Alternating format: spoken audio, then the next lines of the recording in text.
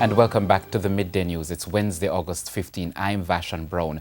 A special welcome if you're watching on onespotmedia.com. We apologize for the late start due to technical difficulties. Prime Minister Andrew Holness has signaled that there will be some reshuffling in his cabinet.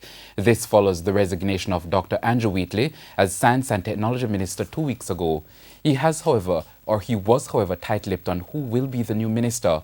Mr. Holness told journalists at his quarterly media briefing this morning that he will take time to ensure that policies regarding the energy, science and technology portfolios are followed. There are some changes, obviously, and I've already started consultations on that just to make sure that in making those changes, that in correcting one problem, I don't create another problem. And the public is entitled to be anxious about this and to say what is happening, why it isn't moving faster. But rest assured, I am only going to move at what is the pace of what is right. So, I try to give myself quick timelines, but if things happen that require further scrutiny and inspection, then that is what I'm going to do. And we apologize for the poor audio quality there. Chairman of the Public Administration and Appropriations Committee, Dr. Wickham McNeil, says the committee is anxious to resume sittings because of the many issues that need urgent attention. These relate to National Energy Solutions Limited, Duns River Falls, and the Firearm Licensing Authority, among others.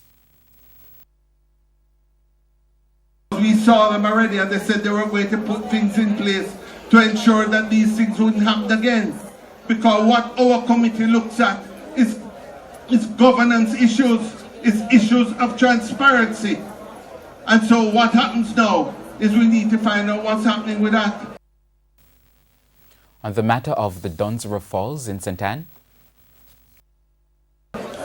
Just last week we heard that Duns River Falls, they're having complaints of corruption, that the money coming in has decreased and they want to do investigations there. At the rate they're going, everything is going to Mocha. The only thing Mocha is going to be able to do is investigate government.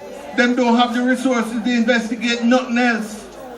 Dr. McNeil says the allegations of corruption within these organizations will be the focus of the committee. Hence, the PAAC chairman says he intends to resume the sittings before Parliament is reconvened in early September. He was speaking at the People's National Party's Northwest Manchester conference on Sunday night. The Education Ministry's Region 6 Communication and Education Officer, Kareem Reed Clark, has repeated the warning that children should not be kept out of school for longer than 2 consecutive weeks without just cause. Persons coming to us to say that his child was out of school for a year. Yes. And you know what should happen to that parent, right? In every region, we have education officers who will place these children in school.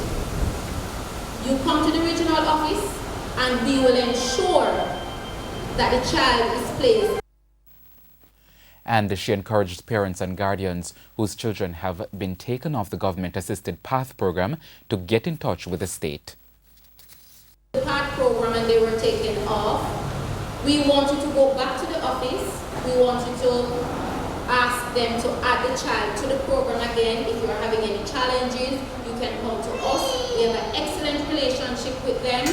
So far, everyone who came to me regarding being taken off the program, the discussion was had with the parish manager and the students are back on the program.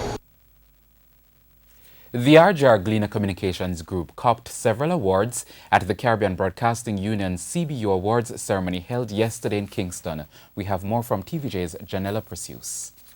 RJR's Giovanni Dennis received the award for Best Documentary Radio Program for his documentary Bullying the Unchecked Monster. Mr. Dennis also won an award in the climate change category for his radio documentary on the flooding in Clarendon last year. Damian Mitchell of Power 106 FM won the Best Investigative Radio Report on the Moravian Scandal Deepening. Giovanni Dennis also won for Best TV News Item for his series Taxis.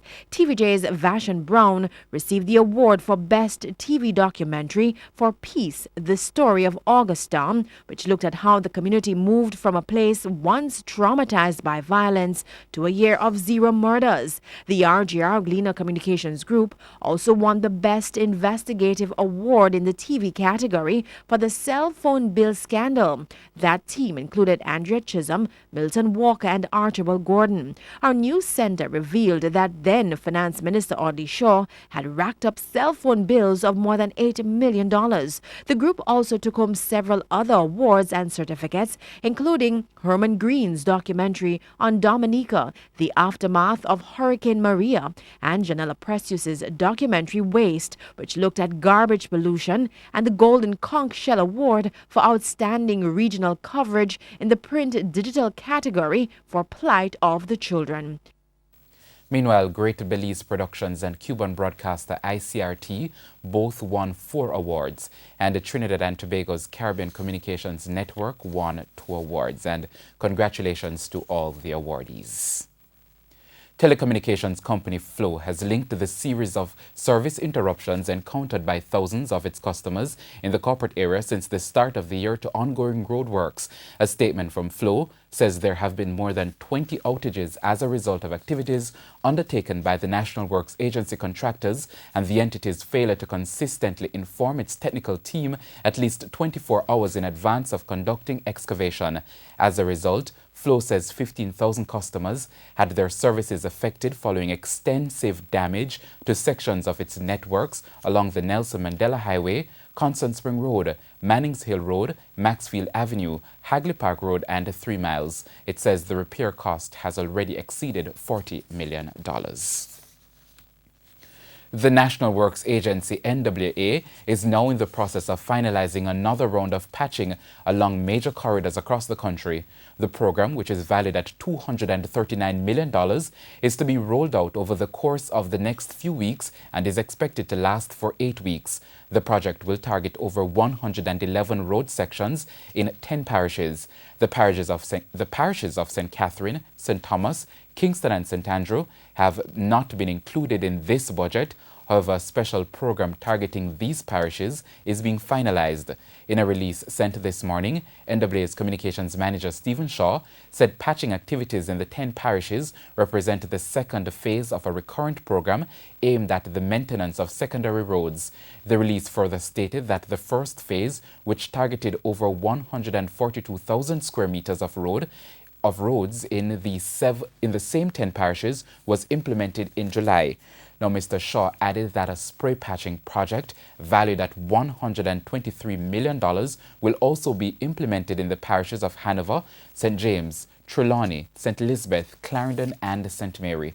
20,000 square meters of roads in Kingston, St. Andrew, and St. Catherine will also benefit from the spray patching project. Time now for a look at what's coming up in this evening's Health Report. In the next edition of the Health Report, we look at trauma. I am concerned because of the number that we see on a weekly basis or a monthly basis. And what it tells is what is happening across the country. And so it is concerning because these children, if they are not cared for in a proper way, these injuries can become permanent or nearly permanent. That's the Health Report this evening in Primetime News. And now for today's healthy living tip. Here are some ways you can deal with a trauma. Safety first. If the traumatic situation is ongoing, get some help to make yourself safe.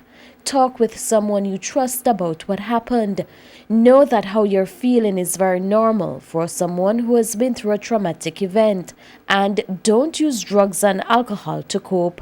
They will only make it worse.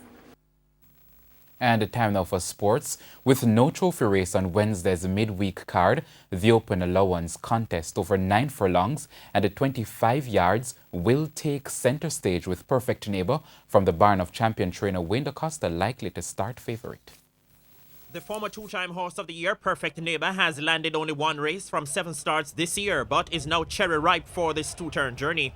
The 8-year-old Dark Bay Gelding has shown that he is one of the best long-distance runners in the island. after running on in his last two races over shorter distances, especially his fourth-place finish behind a stable companion and the Triple Crown winner She's a Man-Eater over 7 furlongs on July 28. Since that performance, Perfect Neighbor has been working very well coming into Wednesday's race, doing 1 minute 14 and 2/5 for 6 furlongs last Thursday. The Coster should have a strong say in the outcome as Governor's Cup winner Drummer Boy could put the Derby and the St. Leger poor performances behind him. With the likes of Orpheus and Lightning Lily expected to set the early fractions, this should set up the race for the late charge of Perfect Neighbor and Jamai Raja. The other competitive race on the program is the $850,000 to $1 million claiming contest over 5 furlongs straight. Former Grade 1 sprinters Crucial Appeal and talented Tony Kay have dropped down in class and could fight out the finish. Recent winner Polly B has stepped up in class but is fit enough to beat the field. First post for the 10-race card is 12:40 p.m. with live coverage of all races on TVJ Sports Network and Hits 92 FM. And that's the Midday News. I'm Vashon Brown. Don't forget to join us at 7 for Primetime News Package. On behalf of the news, sports and production teams, have a good afternoon.